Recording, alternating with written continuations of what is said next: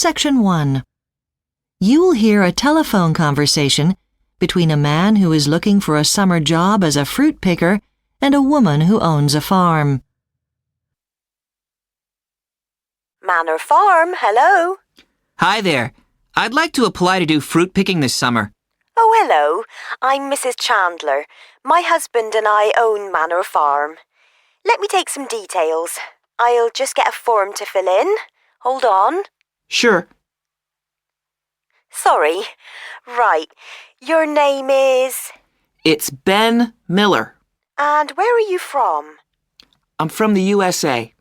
Fine. Can I ask your age? I'm 20. You only take people over the age of 16, don't you? Yes, that's right. Are you able to work in the UK?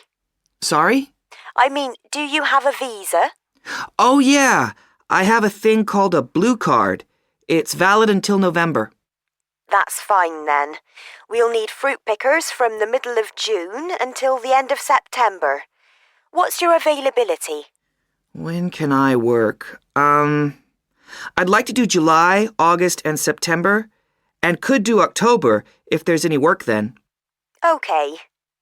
Did you find out about us through our website? That's right. It's much easier than going through an agency. I see you need most pickers in September for apples and pears, but the whole picking season can last about 16 weeks. Well, yes, but it's a question of the weather.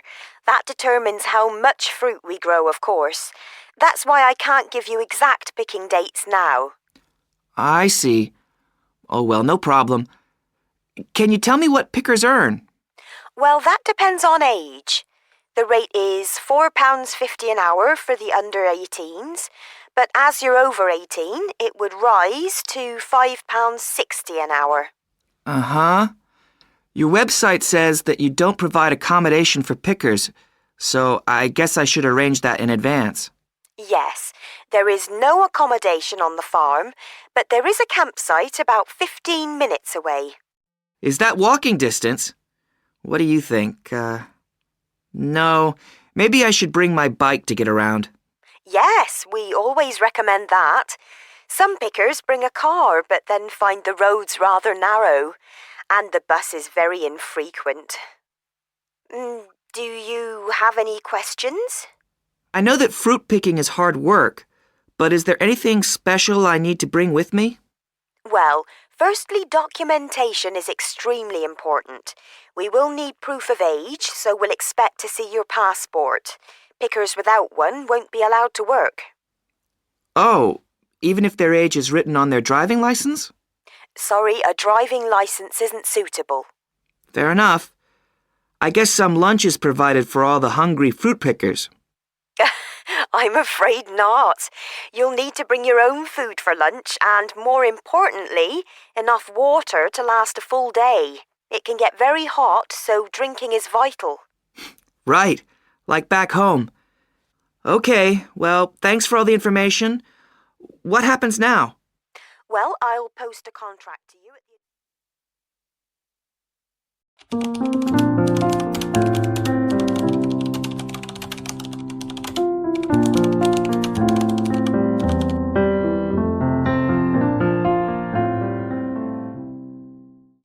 Section 2. You will hear a radio announcer describing a city in New Zealand called Gisborne. Greetings, all you listeners out there. This is National Radio and I'm Kevin Lowe. This morning I'm going to tell you what's so special about the laid-back city of Gisborne. You'll hear a little bit about its past in the old days and a lot about what attractions it has to offer foreign and domestic visitors today. So listen up to learn more about what there is to do in this city and its surrounding region, where the economy is booming, but the lifestyle remains unspoiled. The Gisborne region is where the legendary canoe, sailed by Maori explorers, first landed in New Zealand about 1400 years ago, after its long and risky voyage over the sea. It is also the easternmost point of the country, which is what inspired its original name, Te Tairawhiti, which in the Maori language means the coast where the sun rises across the waters. Gisborne was also the place where the European explorer Captain Cook first landed his boat upon discovering New Zealand, all the way from England back in 1769. Even in those early days, this district was a centre of horticulture, thanks to its fertile soil and subtropical climate. Soon after that, of course, the English settlers arrived, and soon Gisborne was shipping its products to larger settlements, such as Auckland and Wellington. This began with maize and root crops, but quickly expanded to butter, meat and wool from the agricultural settlements in the rich pastoral country near the famous Poverty Bay. Wharves and jetties were built beside the sea to service the coastal traders. Many of these wooden structures can still be seen on Gisborne beaches today. Today, Gisborne continues to export fresh produce to other regions of New Zealand. These wares include various award-winning cheeses, and of course the delicious lobsters and snapper fish harvested by hand from the local reefs and waters. As for exports to Asian markets, there's an increasing demand for the region's oranges and lemons. Gisborne is also becoming well known nationally and internationally as the source of some top-quality white and red grapes. Now, what's on in Gisborne? Well, first up, there's the annual Gisborne concert held every summertime. This is a great experience. It's held at Waiahikia Vineyard, which is near the traditional Maori meeting house, or marae of the same name. They bring in a piano player and opera singers who perform on a purpose-built stage in a kind of natural amphitheatre in the middle of the rows of grapes. It's a fantastic concert-like atmosphere, a really good night out. What to do on a rainy day? I'd suggest a visit to the show called The Beach, which is on in Gallery 1 at Tairawhiti Museum. It's a big display, so it also takes up the hall next to Gallery 1, and it's divided into different sections of the local culture, like surfing, camping, fashion, and so on. If you buy the book of the exhibition, there are some interesting photographs in there. There's a lot else to see in Gisborne as well. You shouldn't miss the Hot Springs Reserve, which has warm natural mineral pools and little houses where you can stay amongst the bush. Being very secluded and private, this resort is most favoured by newlyweds, who often book a cabin for their honeymoon. The water is very therapeutic too. It's apparently good for your health to bathe there, though not recommended for pregnant women or the elderly. Around the corner is Mahia Peninsula, legendary as a New Year's Eve party destination for large crowds of university students after their graduation. The surfing and fishing here is excellent, and it's a safe spot for swimming and diving too. Now, also good for kids is taking a raft or jet boat ride on the Motu River. This sounds quite wild, doesn't it? But in fact, this activity is often used by local primary schools who take big groups of young children, several classes at a time, out here for a bit of fun while they're on their school camp. No parents required. You can have some time out, as this activity is a lot safer than it sounds and is carefully supervised by the rafting company. Finally, don't let's forget the Eden Woodlands Park, which is really a huge tree nursery. You can walk for hours here in the peaceful green surroundings, along a variety of tracks. There's even a very nice walkway made wide enough for those in wheelchairs, so that everyone can go along and enjoy Mother Nature at her best.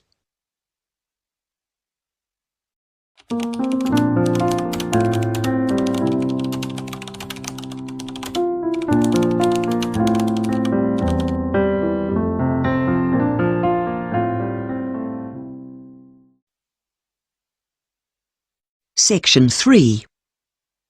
You will hear 3 marketing students discussing their research findings on vehicles known as SUVs, or four-wheel drive vehicles. So guys, have you got all your notes on four-wheel drive vehicles? Shall we go through what we have each found and think about how we'll put it together for next week's marketing seminar? Yeah, sure. Let's start with what these cars were originally designed for. Oh, I've got something on that here. Well, four-wheel drives, or sports utility vehicles as they are officially known, SUVs for short, were originally designed for off-road use by people who need to get to remote areas out in the bush, for instance. But the interesting thing is that they're actually sold now to a lot of people who just use them in cities, so they make quite different use of them. OK, then maybe we should make a list of their advantages, shall we? So, one thing is that they're good for commercial use, OK? How about also saying utilitarian rather than luxurious? So you're not paying out for unnecessary luxuries. OK, what else? Well, they have increased engine capacity, and they're also heavier, so suitable for towing large loads. So is this why so many people buy them then? Well, no, they seem to have become fashionable now for rather different reasons. Research carried out by automobile clubs shows that people buy them for business because of the sort of image they project. And mums like to drive their kids to school in them because they think they're safe. So that's another reason. And you can get about 7 people into one of these. So we could say seating capacity is another factor. OK, another thing that came out of my research is that people also like the higher seats. They say it means they can get a better view of the traffic ahead of them. But, you know, some of these reasons just don't work. I mean, the safety thing is just a misconception, because generally in a collision they can do terrible damage to a smaller car. That's right. That's one of the disadvantages I have here. Shall we go through those now? Good idea. So let's say that potentially they are harmful in built-up areas. Generally the damage they cause is due to their weight. That's right, isn't it? Yes, it is. I've got a note here about their chassis. The bodywork on an SUV is stiffer and doesn't crumple to absorb impact in a collision the way it does in smaller cars. And there's another reason why they're not safe. It's quite easy for them to roll over, more so than an ordinary car, because they've got a high centre of gravity. So these are all the disadvantages. How are we going to round this up? Well, I think maybe we could round up with a few ideas of how we can limit the use of these SUVs. One thing that could be done is to limit them to people like farmers, who can prove that they need them. That's good, but it might be hard to enforce. And companies could also increase the insurance for SUVs, since they cause more damage when there's an accident. That's a good idea too. I tell you what, guys, I'll write up these notes onto an OHT so that everyone can see them when we talk through our notes in the seminar. But I think we need to put together a list of our sources too. Yeah. Can you do that? Sure, no problem.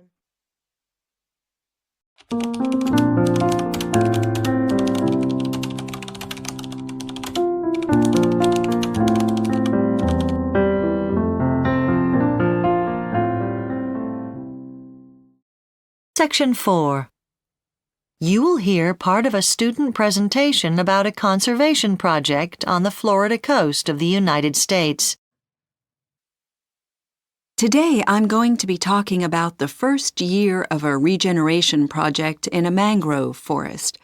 Mangrove forests are found along river estuaries and coastlines and are important because they prevent flooding by acting as a barrier between the land and sea. The mangrove trees have special roots which can breathe and allow them to survive in thick, airless mud. They are also a very important habitat for wading birds, fish, and other animals. In the area where the project is taking place, there have been a number of problems since the area was first settled over 100 years ago. Many of the mangrove trees were initially burnt as firewood by local farmers. The mangrove forests were also poisoned by settlers' farming methods because the farmers used fertilizer to increase crop yields, and this started to seep into the water, eventually killing part of the mangrove forest. Farming in the area wasn't successful, and what was left of the mangrove forest area wasn't valued by local people as crops couldn't be grown there. And so what happened was that the area started to be used as somewhere to dump trash.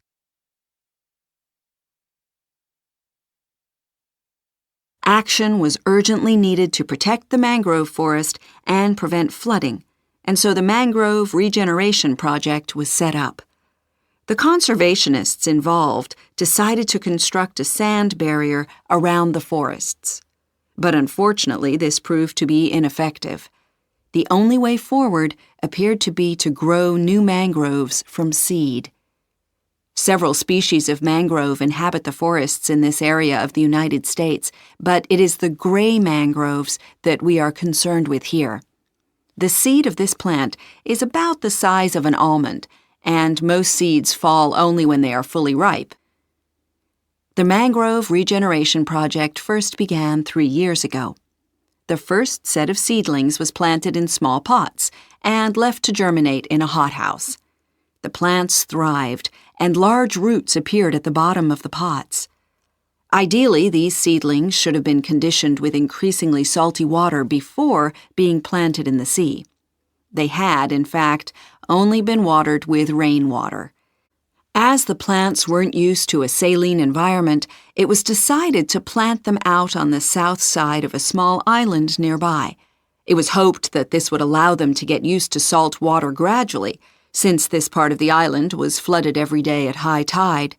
There were over 100 plants planted in this particular spot, and it was necessary to protect them not from the large number of wading birds which visit the area looking for food, but from the large rabbit colony living in the area. The process for the second set of seedlings was completely different. Young seedlings were collected from the forests and then taken to a new site. The seedlings were then planted in the seabed behind old mangrove roots for protection.